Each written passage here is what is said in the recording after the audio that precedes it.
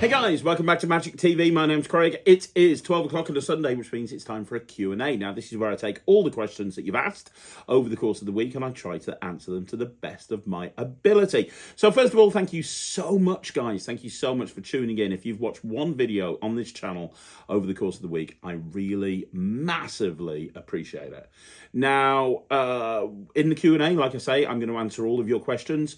If you ask a question, please try to get it asked by Tuesday or Wednesday at the latest. I tend to film these things on a Tuesday or a Wednesday, so if you leave it much later, I might not be able to get to it until the following week. If I miss your question, I'm very sorry. Ask it in the comment section to this video and I promise I will get to it. Also, don't forget, you're getting my raw and filtered opinion. I've not read these questions beforehand. If I think a question is kind of more of a meaty topic, I'll do a video about it in the future. But there's a ton of questions this week by the looks of it, so we're going to get straight into it. Here we go with this week's Q&A. Okay, so the first question is from Betsby1, who says, Craig, as always, thank you so much for the great content. You're more than welcome. I was wondering if you do something on the linking rings. What set of rings or special rings would you recommend? And is there a particular book or download or lecture you'd recommend? Basically, if you wanted to go from 0 to hero on linking rings, how would you do it? Yeah, I mean, it depends on if you're wanting to do close-up linking rings or if you're wanting to do stage linking rings. Now, I use a set of 12-inch linking rings that I got from International Magic in London, probably about 8 or 9 years ago. Those are the rings that I use. They're my favorite rings. I've used them ever since I bought them. They're perfect. And those are the ones that I use on stage. The routine I use on stage is a variation on the Pop Hayden routine. You can get Pop Hayden's routine as a download on Penguin Magic. I put my version on the Netrix, which is my online streaming platform, and went through all the nuances of how to actually perform the linking rings in a live environment. If you're looking to do close-up, I'd recommend the they're commonly referred to as the ninja rings. A coin termed, and Masato rings are also good. That kind of style of ring. Shuto Agawa has some great stuff. So does Masada. In all honesty with you, I think that the best linking ring tutorials you can get are by Matthew Garrett. Ryland does close-up linking rings. He doesn't do the linking rings on stage. He does close-up linking rings and he uses Matthew Garrett's routine. Matthew also has a bunch of extra kind of bonus stuff that you can do with linking rings as well. He has Ninja Plus where he links a finger ring on and off the rings. He has a version where a ball bearing melts on. He's got the GIR, which stands for Garrett's Impossible Rings, which don't actually have a gap in them, unlike most rings. It's very cool. So yeah, there's all of those. Matthew Garrett's stuff is brilliant. If you're looking to put a close-up linking ring set together, Matthew is definitely the person you want to look at. Stage Magic, as I said, you've got Pop Hayden. You've also got, what's the name of that guy? Chris Capehart. Chris Capehart's linking ring routine is really good. And Jeff Hobson, I don't think he ever put it on tape, but he has one of the best linking ring routines I've ever seen. And then if you wanted to go really big, the Flying Linking Rings by Volko is a fantastic prop that you can probably get a lot of use out of. I will be doing a video at some point in the future, kind of a hows and whys of linking rings, so look out for that. But hopefully that'll give you a starting point. Okay, so the next question is from Andy Putt. It says, hi Craig, first of all, congratulations with the release of the Nightshade coin set. Thank you very much. I'm really happy with how that's gone. Just sold my soul to the devil for the Black Friday deals where I bought the Mirage coin set. Have fun with Mirage, it's brilliant. So you're going to get in 2024, awesome. But you've got a question for me. You're bringing out coin sets, and I heard you say there are 3 in the making. Is there coming an Elite Coin Rage coin box in the future? If not, do you think you can add this on your long list of Elite Coin Range releases? I have one more idea for routines in the Elite Coin Range, but let's start with the obvious one. Yeah, you know what? When Alakazam spoke to me about the Mirage coin set, both me and Pete kind of said together that there's nobody really there's no magic shop that's kind of putting out really good quality coin sets that do different things, that have a ton of routines. You know, there's really high-end stuff, like really, you know, obviously Schoolcraft and Copeland coins and things like that. But we wanted the elite coin range to be something that would be affordable for everybody, and something where the focus would be on the teaching. Because the thing is, you could give somebody a shell and 4 coins and say, there you go, and they wouldn't know what to do with it. But you get the right tuition, you can perform miracles with a shell and 4 coins, right? So the whole idea of the elite coin range was to, from our point of view, change the game when it came to coin magic available to buy in the magic community. And it's a crying shame, but not enough people do coin magic. I was gigging last week at a wedding, and another magician was there at the same time. They booked 2 magicians, and Matthew Knight, incredible magician, really, really good, very nice guy. And I said to him, hey, I do mainly coin magic. And he was like, well, I don't really do much coin magic. And that's what everybody says to me when I go to gigs and I see other magicians. I don't really do much coin magic. When I was at AGT and I was hanging out with the guys from the Magic Castle Junior program, they were telling me they don't do much coin magic. And it's a shame. And I think there's a few reasons for that. But I think one of the reasons is people consider coin magic to be difficult. People consider coin magic to be unreachable and too much effort to put in. From my point of view, being able to do coin magic gives me a massive competitive advantage, purely from the point of view of most lay people haven't seen good coin magic before.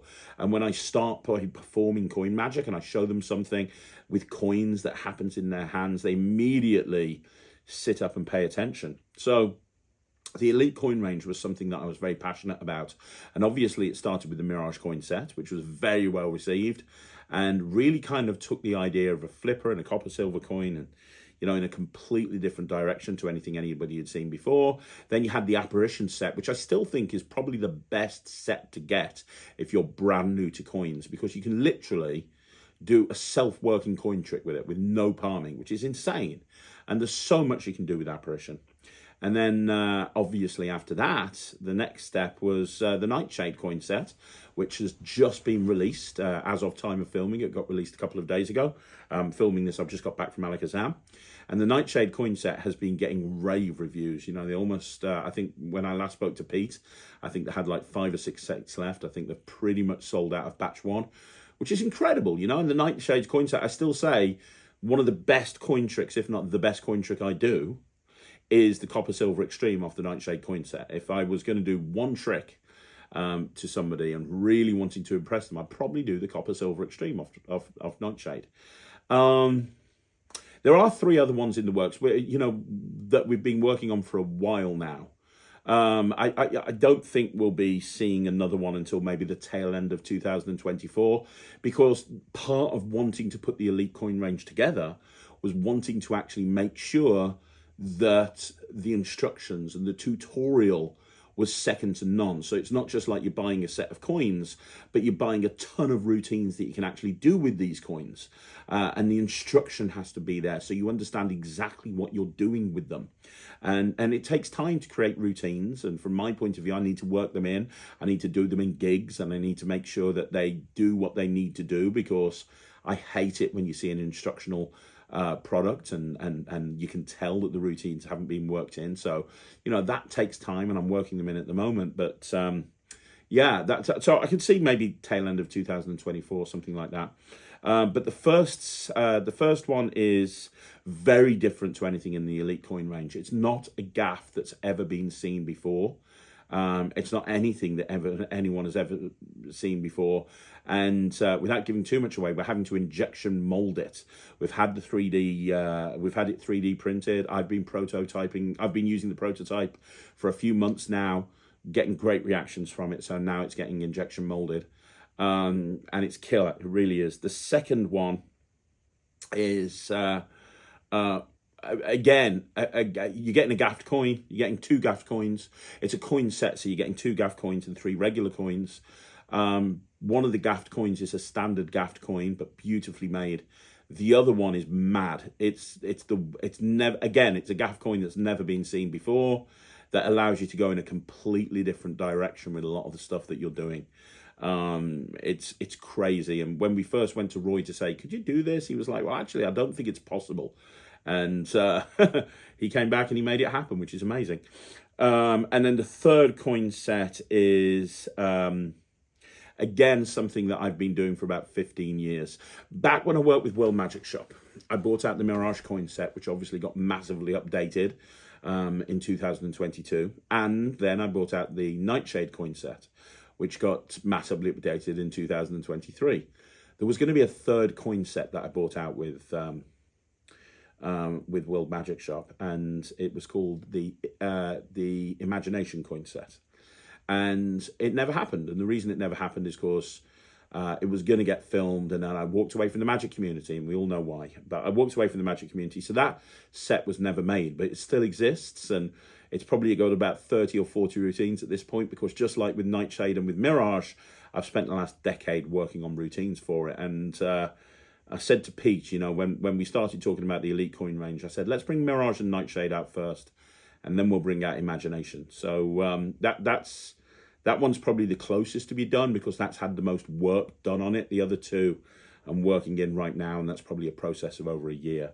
In terms of the coin box thing that you talked about, I have spoken to Roy Coopers about designing a coin box for me. I've got a very unique, I'd only want to bring a coin box out if it brought something new and original and different to the table.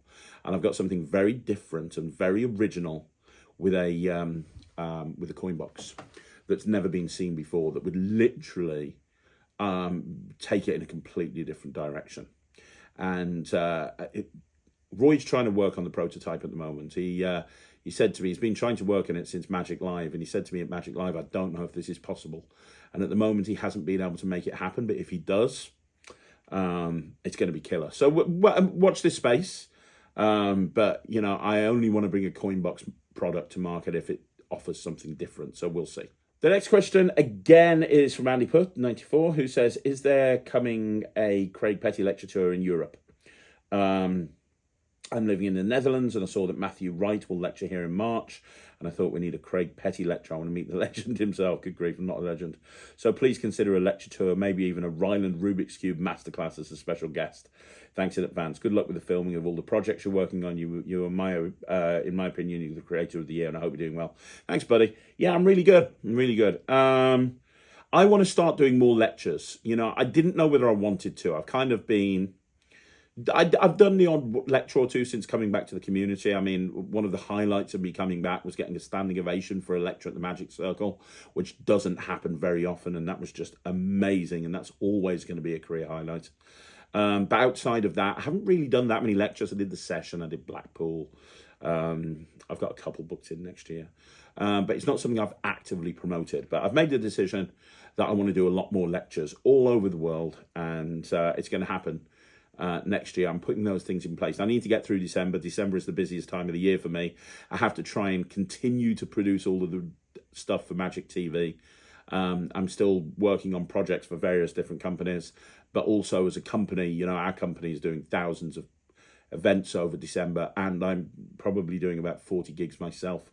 So I'm going to be very busy in December, very busy, to the point that I'm going to drop if I'm not careful. So, but come January, I'm going to seriously look into doing various lecture tours. I think it's something that I'd like to really start ramming up in 2024. Okay, so the next question is Sean McNulty Magician, who says, can Keymaster be used as a big table set? Yeah, absolutely, 100% it can.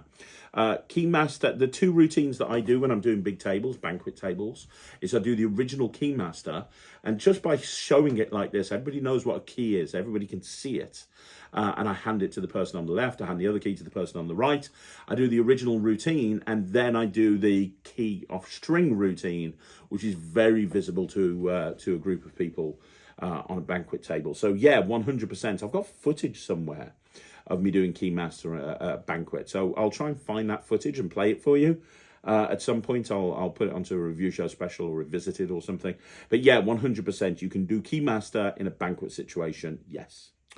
Okay, so the next question is, hi Craig, are there any double acts where only one of the two is a magician and the other one is a comedian, a musician, or another form of performance artist? And that's by Adrian Suter. I don't know in answer. That's a great question. I mean, you could argue and say Penn and Teller, right? Because Teller's more of Penn's more of a juggler than a magician, in all honesty, in my opinion. I tell you something, is he still around? When I first started doing the holiday park circuit and doing my illusion show and working,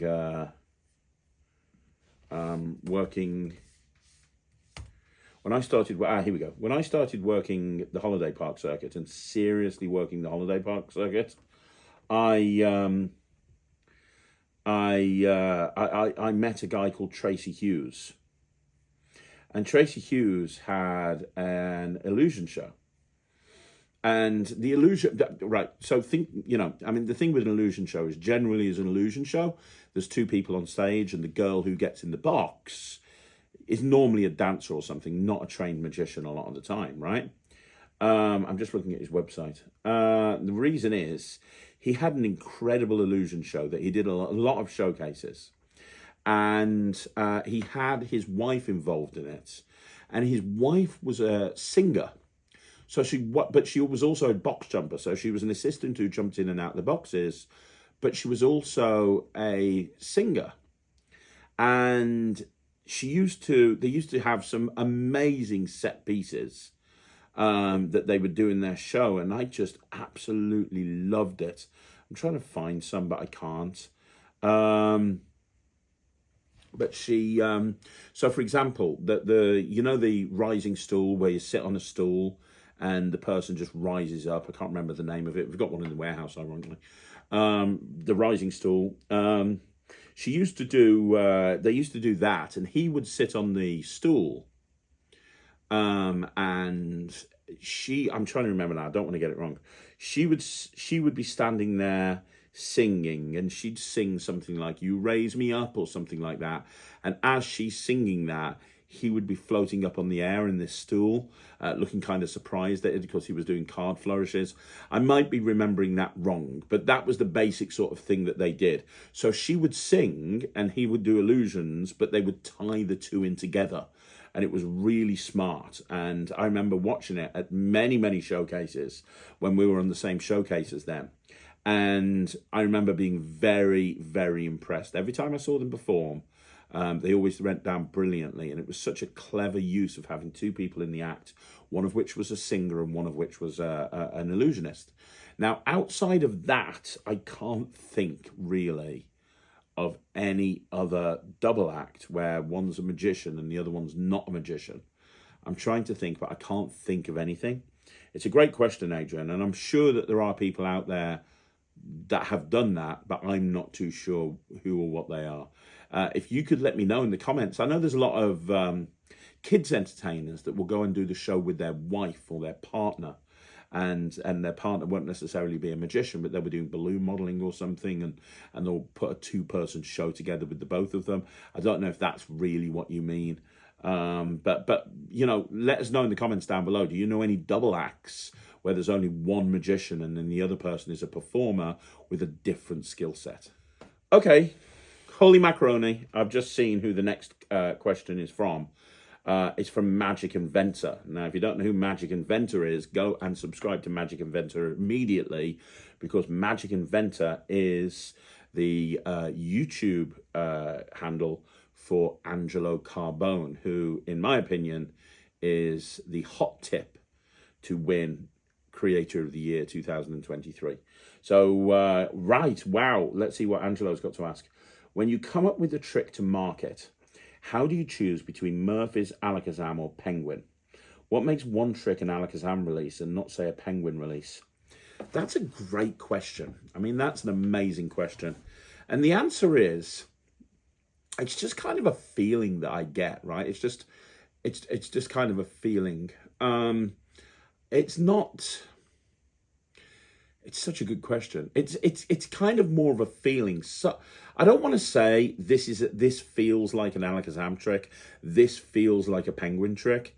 But that sometimes is the case. So I've got a trick coming out in 2024, and it's not called the Lego deck, but its working title has been the Lego deck, and it's a specially printed deck of cards that Phil Smith created for me, and it's got so much stuff built into it you wouldn't believe it. And if it was the deck that Ryland used on America's Got Talent when he got Heidi to pick a Lego set. That was the deck, and it just felt like a Penguin trick. It just felt like Penguin have that kind of fun. A lot of their tricks are just fun and really, really impactful, like super commercial, but also a lot of fun, you know what I mean? And it just felt like a Penguin trick, so it kind of made sense to go to Penguin with that one. But, you know, a lot of the time, that's not the case. You know, it's not like I get a vibe for each individual trick. There's a million factors that take things into consideration. So, for example, I've got something coming out with Alakazam, and it's a Blackpool release. And so it's coming out of Blackpool. It's going to be one of Alakazam's big Blackpool releases. And when I came up with the idea, I didn't know how to make it. I didn't even know how I would even come close to making it. I wouldn't even, because I'm not very good at I'm not very good at actually putting the physical product together. I need to go and get help. And I contacted Drew Perry. And because Drew Perry is just super intelligent when it comes to this sort of stuff. And I said, I described to him exactly what I wanted to do. And Drew did what Drew does every time I speak to him. He goes, okay, leave it with me. And then he came back to me like an hour later and was like, right, I've got a way of doing this. And he prototyped it for me. But I knew we were going to be going back and forth, like this thing that Alakazam releasing in February, which ironically is what I was filming the last 3 days in Alakazam. It's a great trick, but the amount of prototypes we've been through in the last year is insane. Like, we've been through so many different ways of actually making this happen, so many different 3D printed things, and it's like, well, okay, is this right? No, this is wrong because of this. This is wrong because of this. And Drew is, you know, very well known to Alakazam. He's got a trick coming out very soon with Alakazam that I, again, was filming this week, and I co-hosted. I hosted it on behalf of Alakazam. But he knows Alakazam really well, and it just made sense to do that with Alakazam because I'm local to them. It made sense. We knew we were going to have lots of prototypes going back and forth, and Drew was going to be getting involved in it, and because obviously he's the one that created the gimmick. And so it just kind of made sense, right? It just made sense to have that as an Alakazam trick. I already mentioned earlier on, a lot of the coin stuff that I'm doing is being done with Alakazam, simply because you know, Alakazam have this brand, this elite coin range, and they have a business relationship with Roy Cooper. So again, it just makes sense to do that with Alakazam. Murphys are very good at getting stuff made, and they've also very close ties with USPCC. So when I bought out the Cube 52 deck, for example, it just made sense to do that with Murphys, because obviously they're printing special decks all the time. Same with Quantum. Obviously, Quantum involved having not specially printed cards, but involved a lot of blank cards, and it also involved a lot of them being specially treated. And they have their own department that could do that I could go back and forth with. So sometimes it's because of what the trick needs. A particular company can give me that thing a little bit better than another company. But the other thing is, sometimes it's just like, well, okay, I've got like 7 things, 8 things in the pipeline with this company. I've got this thing that's ready to go. You know, I'm already doing 8 things with that company. I think we need to let some of that come out first, and I'll speak to another company. You know, I'll speak to somebody else, because I'm in no rush. I've said to everybody on this channel before, it's not like this is a money-making thing for me. It's really not. And so it just very much depends. You know, it very much depends. I love working. I'm quite fortunate in that I love working with Murphys. I love working with Penguin. And I love working with Peter Nardi and Harry Nardi and Alakazam. I really do. And I'm in the fortunate position that I've got business relationships with all of them, but I also consider I consider everyone at Alakazam friends. I consider everyone at Penguin friends. I consider a lot of the people that I know at Murphy's friends. So I'm in a great situation, and they're very supportive. So, I showed something to Pete while I was there, and he was like, oh, great, which is that company is this coming out with? And I was like, oh, this is going to be a Penguin trick. He's like, oh, that's really good. And I've showed stuff to Lloyd in the past, and I've said, hey, what do you think of this? And he's like, yeah, who's that coming out with? I'm like, Alakazam. He's like, oh, you're going to do so well with that. So everybody's really supportive of each other, which is just wonderful. And I'm just having fun creating. But yeah, in answer to your question, it's a lot of factors. How many tricks I've got coming out with one particular company over another company. If the trick feels like it belongs with one company over another, the technical requirements that are needed to put that together, all of this stuff just kind of factors into it. And sometimes, I'll be honest with you, sometimes it's just been a case of I've met up with somebody like Lloyd and I've been working on something and he said, hey, what you working on? And I've said, well, have a look at this. And he's like, oh my God, that's amazing. I was like, oh, thanks. He's like, what are you doing with that? I'm like, don't know. I've just been, working on it. He's like, oh, we'd love to release that. That's incredible. That's kind of what happened with Cube 52. I created that with Phil Smith, and I was workshopping it, and I was performing with it, and I met up with Lloyd, and he said, hey, what you working on? And I showed him the Cube 52 deck, and he immediately was like, we need that. That's a trick that Murphys really want to get behind. So sometimes it's just showing it to somebody and having a conversation with them, not in the intention of selling it to them, but just saying, hey, this is what I'm working on at the moment. What do you think of this?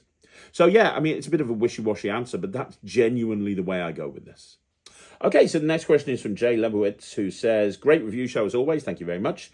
Could you comment on the difference between your release Cube 52 and Wild Cubes, which you did with Ryland, which is better for someone starting out with Cube Magic? Thanks.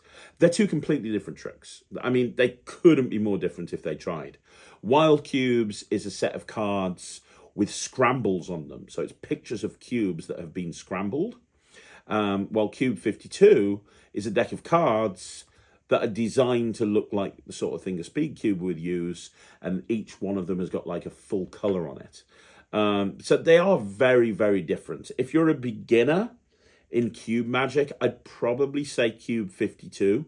And the reason is there is a ton of magic you can do with Cube 52 with just the deck.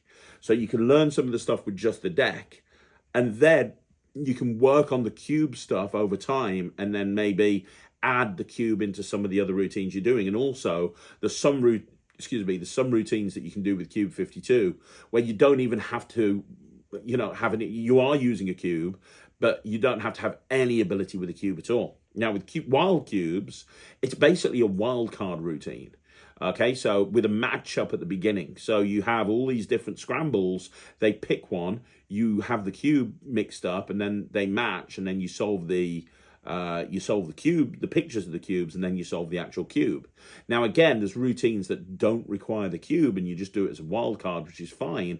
And there's other routines and bonus routines on the project as well, and there's a lot of different stuff we put on there. But the main routine, which is the one that everybody would want to perform, if you're going to use a cube, you're going to need to know how to do a false mix, which is not difficult, and we go through it, but you are going to need to know a false mix. Whilst with Cube 52, you don't need to know a false mix. You don't need to know anything if you don't want to. And also the fact that Kev and Cole are on the Cube 52 project means that you've actually got the ability to progress, if that kind of makes sense, because they're amazing. Yeah, so that's probably the difference, to be perfectly honest. I use Cube 52 all the time, but I also use Wild Cubes all the time. Wild Cubes is just a really fun packet trick to do. I always carry a cube around with me, and Wild Cubes just fits in my wallet and just stays there. And I find that Wild Cube is a great lead into Cube 52 because I can do this kind of routine using all of the different cubes and all the different cards with cubes on it, and then I can put it away. I'm left with a cube, and then I can say, well, the thing with the cube is, the speed cube is that can solve the cube very, very quickly. I actually picked this deck of cards up in the shop the other day. It's designed for speed cubers. Have you ever seen one of these before? And now you're into Cube 52. So they work quite well together. The Wild Cubes works as a great lead-in to Cube 52. Just like Gatekeeper works on its own, but it also works as a great lead into Keymaster. If you were going to pick one up, I would suggest Keymaster. It's more expansive, but it doesn't mean that Gatekeeper's no good. Gatekeeper's great. It's just not as expansive as Keymaster, which was the original, right? It's kind of the same thing with this. Wild Cubes is great. It's a standalone product and it kills. And it's a great lead, but it's also a great lead into Cube 52. So hopefully that answers your questions. I'd get both of them. That's what I'd do. Okay, so the next question is from Just Josh, who says, "Hi Craig, do you have any thoughts on where I can get a good dancing hank routine? I know that Shaw Begonia has a great one, but it's very expensive. However, all the other dancing hank routines I've been able to find are super cheap and don't look very magical. They look exactly like what the method is. Is there a middle ground for a solid working dancing hank routine that won't break the bank?" Yeah, I mean, Ryland uses Shaw Begonia's products in his act all the time. Like, he's a huge fan of the dancing hank, and so am I. And you're right, it is very expensive, and a lot of the cheaper versions aren't very good. I would suggest perhaps going for Gravity by John Miranda. And the reason I would suggest that is because Gravity is a much cheaper alternative to the dancing hank. Now, they don't teach you how to do dancing hank with Miranda's gimmick, but it is programmable. So you could use it to do a dancing hank routine relatively easily. In fact, Ryland is using my Gravity gimmick at the moment because he's rehearsing an act. He's in a competition coming up in February, and he's putting together an act specifically for that. And there's one moment where he's just produced a handkerchief, and he wants the handkerchief. He's going to have his case on one side of the stage, and he's going to put this handkerchief into the case, and he's going to walk over to the other side of the stage, and he wants to just snap his fingers and have the handkerchief fly across the stage into his hand, and then have it turn into a cane. And the way that we've gone with that is with Gravity and not with the dancing hank, because the dancing hank is being used in a different part of the act. So yes, you could use Miranda's Gravity, and it is a lot cheaper. It is a lot cheaper than the dancing hank. I mean, I don't want to say anything against dancing hank. It's a feature of Ryland's show. It's brilliant. He's got the whole thing. He's got the one where it comes out the case, the one where it dances around in the bottle, the one behind the black foliard. It's wonderful. But for what he needs to do in the competition act, Gravity was the best solution. So if I were you, and the nice thing about Gravity is there's some great instructions on there. Tom goes through everything, and with a little bit of creativity, you can come up with your own ideas. And if you just think about taking the Gravity gimmick and putting it inside the knot of a handkerchief, well then, depending on where you have Gravity and depending on where it is, you can do anything. Okay, so the next question is from Elsie, who says, "Hi Craig, thanks for the advice on contacting creators. It really helped. You're more than welcome. Relating to this conversation from this video, do you think it's still productive for people to talk or complain about exposure of magic at this point? From my perspective, it seems like every other day there's another thing that's exposing magic or ruining magic that ends up being at worst neutral to the art form, not to mention that these same complaints have been levied against downloads, VHS, Professor Hoffman, etc. Personally, I think the dedication to secrecy is what's hurting magic more than exposure videos, but I recognise that's an extreme take, and I'm curious to hear your thoughts on it." Look, I'm probably going to get kicked out of the Magic Circle again for saying this, but I don't see a problem too much with exposure. Look, I don't like people exposing gimmicks on a TikTok video, for example, or a reel. You know, these videos where you just have somebody performing the trick and then somebody else is behind them exposing it. That's just stupid. I don't like that. Really don't like that. But, you know, and I wish I could make it go away. And Justin Flom has done some stupid stuff as well. But here's the thing, right? Honestly, if I'm being completely honest with myself, people won't remember those videos. And they just won't. You know, there's more than once I've seen somebody, I've got up and done magic for somebody, and they've gone, "Oh yeah, I do magic. He uses a plastic thumb." Oh, cool. And then I've done the $100 bill switch, literally using the same method they've talked about, and they don't even realise, because they attribute the plastic thumb to one particular routine, which is vanishing a handkerchief. You could have somebody watch an exposure video and literally a day or two later, they won't even remember it. I mean, honestly, ask yourself a question. Think back a week to when you were on the internet, or TikTok, or Reels on Instagram, or Shorts on YouTube, or Reels on Facebook, or whatever. Think about a week ago, and think about what videos you could watch. Can you describe them? Probably not. You probably couldn't even tell me what you were watching.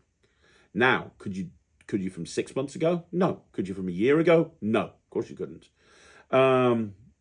And that's it. And I think there's more magician. I think exposure to a certain degree is doing more good than harm, because there's people that are getting into magic, that have got into magic because of watching tutorials on YouTube.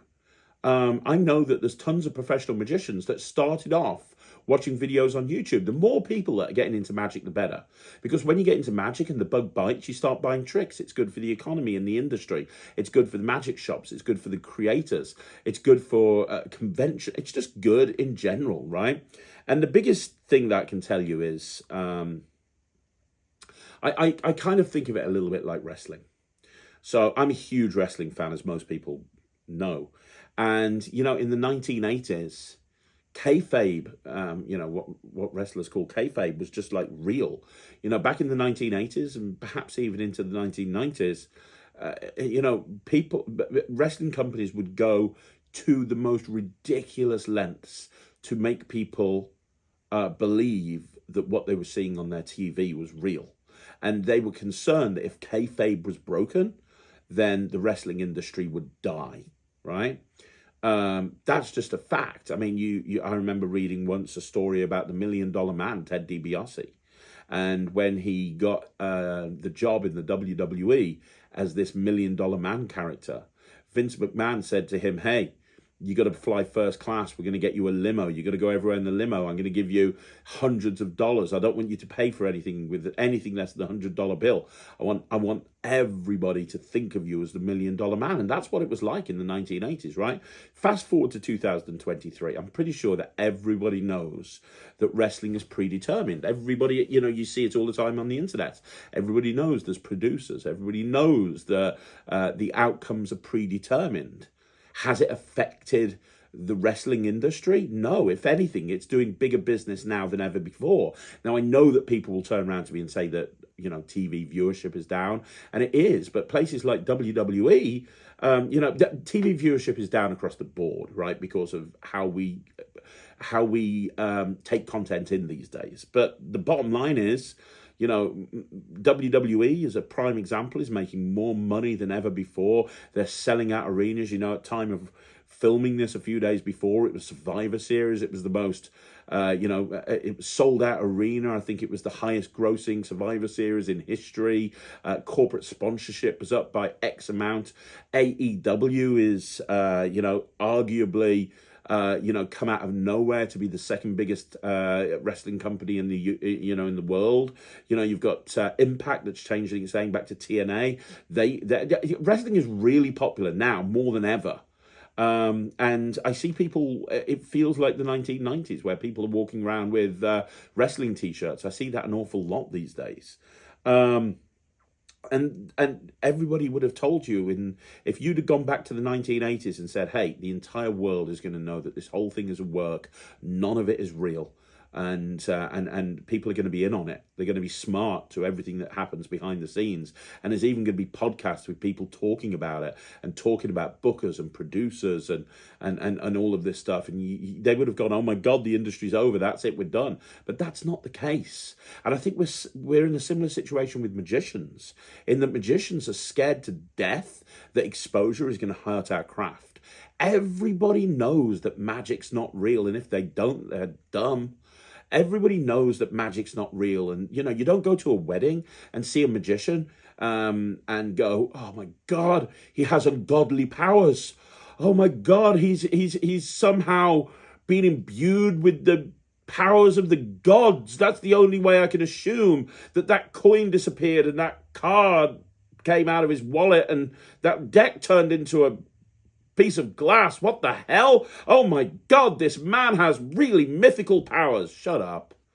Nobody, look, if you were a real magician, if you could do real magic, you wouldn't be dicking around with a deck of cards and some coins. You'd be floating your ass up in the air, exploding into a million pieces and appearing on the other side of the wedding. People realize that magic's not real. It's sleight of hand, right? And them being exposed to a couple of secrets hopefully will give them more interest in magic and make them appreciate how difficult it can be for a performer to go out there and do magic. So yeah, that's a long-winded way of saying, dude, I agree with you 100%. I think that if magicians were less scared about exposure and they were more concerned with actually putting together a memorable, entertaining act that really engages people, then magic would be in a much better place. And to be clear, magic's in a great place. You know, you hear people say magic's dead. It's not dead, it's thriving, it's doing great. Dynamo's got a special on TV at the end of the year. Magic has been represented in every talent show brilliantly. This year, BGT, third place, Killian O'Connor, magician. AGT, second place, Anna de Guzman, magician. Magic's in a great place. Look, David Copperfield's back, Vanishing the Moon. We're good. Magic is in a good place. And honestly, the exposure videos are going to do probably more good than harm. Now I'm just going to wait for somebody to call me and kick me out the magic circle again. Okay, so the next question is from Smallkini6648, who says, "Hi Craig, just wondering what magic you first started with. What got your confidence up to perform? I've just started into magic after watching your channels, and I love all your products you brought out, but I'm finding and jumping into a bit of everything magic-wise, and I think it's overwhelming myself before I perform to strangers, etc. Thanks for keeping magic alive, Craig, over all these years." You're more than welcome. Look, I think it's well documented that I really kind of got into coin magic more than anything else. And I could do stuff with coins that was very technical before I even knew how to hold a pack of cards properly. And that comes as a result of working at a summer camp when I knew very little about magic, being put in charge of teaching coin magic, and so therefore having to immerse myself, then going to Tannen's and asking for a book on coin magic and getting Richard Zelmaniak and David Roth's expert coin magic and Carnicopia and being told to learn from there. I just learnt coin magic, and I honestly believe that put me in a good stead because it made it so that I wasn't scared of palming. It made it so that I wasn't scared of holding objects out. And I think that there's certain things that you learn as a coin magician that you don't learn as a card magician. And if you did learn how to do these things with coins, it would make you a better card magician. What got my confidence up to perform was just going out there and forcing myself to do it. I was scared of performing. I got a job demonstrating magic in a magic shop, and I was fine with demonstrating magic to punters, but you try and put me in an actual gig, I was scared to death. And I remember Jim Green, who ran the Joke and Stage shop I was working in, he forced me. He said, "I booked you to do a half-an-hour show at my Rotary Club." And I was like, "Oh no, man, no, Mason's, something like that, Rotary Club, I can't remember." And I was like, "No, I can't do that." And I was super scared, but I went and did it. And the first 10 minutes were a debacle. Like, I was so scared. There's a video somewhere floating around. I was white as a sheet, like white to the point that I almost dropped dead. Like, I could feel myself fainting. I was so nervous. Really, really, really, really nervous. But I recovered and I did it and I got through it. And it was getting through that first performance that made me realize, okay, I can do this. Let's go and do another one. And every time I did it, I got better. And what gets you the confidence to perform is just slapping yourself around the face and saying, I can do this. Because if you keep telling yourself you can't do it, you'll never do it. It's very easy to make excuses to not go out and perform. I'd go and perform, but I don't think this routine's ready. I'd go and perform, but I don't think I'm ready. Well, here's the tip. You're never going to be ready. You have to force yourself to go out there and do it. If you want something, then you have to go out and get it. It's as simple as that. You know, you want to be doing something that nobody else does. You got to be prepared to do what nobody else is prepared to do. You got to push yourself out there. And there's nothing wrong with not doing that. If you want to just be a hobbyist that fiddles around with a pack of cards and shows some friends when they come around the house, that's not a problem. There's a place in magic for you, absolutely. But if you want to go out there and you want to be a performer, you want to go out there and you want to go out there and perform for people, you've got to love it, you've got to want it, and you've got to enjoy it. And you're going to force yourself to do it. I hated performing when I first started.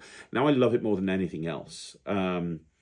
And look at Ryland, for example. I mean, people say to me, how can that kid look so confident on AGT and live semi-finals in front of, like 5,000, 6,000 people live to the nation? How did he look so confident? Well, the reason is he's gone out and performed hundreds of times before. He's been performing on stage since the age of 2. It's second nature to him at this point. Going and performing on a stage is not something that he's worried about because he's done it a million times. The first time you ever went swimming, you were probably nervous that you were going to sink. Yeah, but after you've been swimming for a few years, that's not an issue. It's the same in anything. The first time you get behind the wheel of a car and you take your first driving lesson, you're worried you're going to crash. Years later, that's not the case. You've got to start somewhere. You got to start somewhere. And, there's a lot of people, myself included, that don't drive. Why don't I drive? Because I never got past that feeling of, oh my God, I'm going to crash. And it was easier for me to not do it. Do I regret that? Yeah. Would it be easier if I could drive? Yes. But that never happened. Don't be me. Don't be me when it comes to performing on stage. If it's something you want and it's something you want to do, then you got to force yourself to go and do it. The problem with me with the driving thing is I didn't want it that bad. So because I didn't want it that bad, when I hit the wall, I refused to push through that wall. Push through the wall. You want it bad enough, go and do it. Okay, so the next question is for the Drunk Magic ukulele player. Oh my God, he's back. My favorite person. Hi, buddy. I opened a tin of Heinz Alphabetti spaghetti the other day, and when I poured them into a bowl, they were all the letter O. Claire has since thrown the tin out, and I think she conned me. I have a funny feeling that she really bought me spaghetti hoops. Do you think I should confront her and give her a piece of my mind? No, you know what I'd do? I'd take those spaghetti hoops and I'd come up with a way of doing a linking rings routine with spaghetti hoops. And then what I'd do is I'd make her watch it over and over again for 5 hours while you practice it in front of her as punishment for getting in the wrong spaghetti. Okay, so the next question is JRW Magic, who says, hi, Craig. Just wondering what your thoughts are on the Dynamo is Dead stunt coming up in a couple of weeks. Well, I've been going out gigging and all anyone can speak about is Dynamo is dead. And I haven't heard the general public speak about Dynamo this way for a while. So, if it's a publicity stunt, if it's something that he's using to get his name out there again, it's absolutely working. 100% it's working because everybody's talking about Dynamo. I don't know what it is. I have no idea. But what I do know is that, for a while, nobody talked about Dynamo. He wasn't on TV, wasn't really doing much on social media. And now he's on everyone's lips. So I think that kind of answers your questions. What are my thoughts? My thoughts are it's a very clever marketing technique. I don't know what he's doing. I don't know where he's going from here. But if I know Dynamo, I think that it's going to be very interesting finding out. Okay, so the next question was from MKK Magic, who says, hi, Craig. It was lovely to meet you at the Midwest Magic Convention. Thank you very much. Likewise, Ryland's very first lecture was brilliant, and his egg bag presentation was better than mine, and that was only 20 minutes earlier. Oh, well. Ah, it was you. Oh, you were fantastic. Congratulations. Well done. Question for you. You were brilliant. Question for you. What's your favourite routine to perform for a kid's show? Thanks for reading. 20th Century Silks. Absolutely 100% without a shadow of a doubt, 20th Century Silks. And if we want a specific resource, Hanky Panky by Scott Alexander and Puck. 20th Century Silks is great on its own, but you throw Alexander and Puck's presentation in there and their extra moments of throwing the thing up in the air. Absolutely brilliant. I think for kids, it's one of the best tricks you can do. If you want a second trick, I would say Timmy Toilet Paper by Tom Bagone is brilliant, and it's one that not a lot of kids entertainers do, and it's just as funny as the 20th Century Silks. So there you go, 20th Century Silks and Timmy Toilet Paper. And congratulations on the award. You were brilliant. Okay, so the next question is Magic Elliott, who's got 2 questions. I'm going to rattle through them. Number 1, could you do 5x5 highlighting great magicians of the past that are on YouTube, but younger magicians might not know about? Buddy, I think that's a great idea, and yes, 100% I will do that. And second question, I'm really intrigued about the moving whole plot with playing cards. I think you put a version out on your Slim DVD. Can you perform it, and what other versions are good and practical? Yes, I can perform it. It's great. It's very, very old now, but it's held up to the test of time, which is awesome. If you want to know my favorite moving whole plot, so obviously you got Holy Moly by Jay Sankey, you've got Keymaster by myself. Both of those are moving holes on keys and washers. They're great.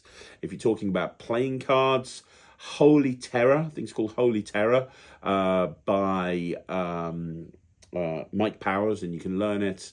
He put it out as a marketed item. It's not available anymore, but you can learn the latest version in Power Plays, I think it is, by Mike Powers. That's fantastic and really good.